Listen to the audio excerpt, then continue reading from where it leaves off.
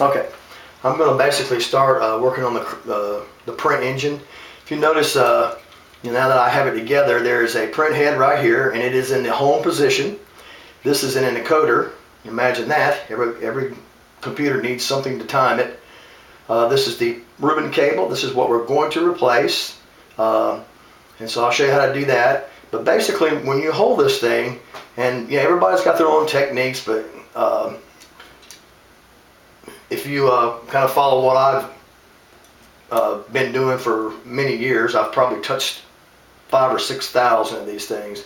Basically, I want to hold this thing with my left hand so that I'm covering up this print mask like this. I take the green lever right here so I can open up, and see, I'm protecting that print mask. So I got my thumb on the print head. This allows me to hold it correctly, and I can take off the things I need to take off. Now, all you need to do is loosen the encoder in order to get this little board off right here.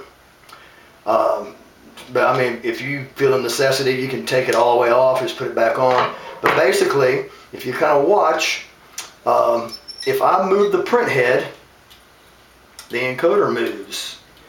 And I'm trying to leave it in the home position because that's how I need to hold it. But anyway, there's a screw right here, and I'm going to just loosen that. And then I'm going to loosen the encoder just a little bit, mainly because I'm lazy. Now this green board right here, I got to get this all the way off. So what I may want to do is just go ahead and pull this print head out. And I tell you, these things, you got to be really careful with them, not to pinch them, fold them, things like that. Basically I'm gently taking a needle nose and pulling it out. Now I need to get this screw all the way out so that I can get the board off. Okay, and now, because it's attached right here, you see it just fell out. We'll turn this thing over and I can kind of show you what's going on this side. Okay, sorry. Okay, basically now I want to try to protect the encoder wheel underneath. Remember, it's got a little metal flap right here. Try to hold it in the way. I'm sure it probably could cut you, but it's not razor sharp or anything.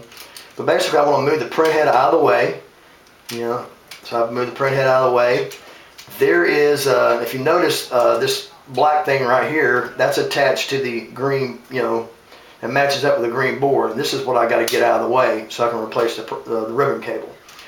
Anyway, I want to take a flat blade screwdriver and try not to lose the E-clip. There's a gear right here, this big one, and it does go in a particular position. Excuse me while I hold this down. Okay, I got the E-clip off, and now basically this gear, I can thump it out of the way. And there's a smaller gear goes on the bottom, and then there's another gear right here. I got to get this guy out of the way. Hopefully I won't lose it. Yeah. Okay, I'll probably lose it on this table.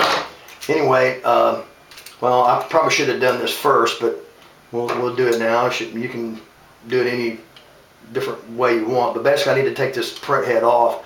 So I'm trying to basically protect the encoder again, because I don't want to drop it out of place or bend the encoder wheel. I want to make sure I take the print head off. So basically it's one screw. These things, you do not want to over tighten them or under tighten them. And basically this thing just lifts off the print head carriage. You notice there's a little tab right here. Epson, and they make very good stuff. It's very well engineered, so you have to kind of move it out of the way. And this is however you want to manipulate it. This is a bad ribbon cable, so I can basically rip this thing up if I want to. Now it only goes in one direction. Basically it's blue up. So I can pull this out, get the print head, set it to the side. Anyway, I'll stop the video here, so we'll work on replacing the ribbon cable.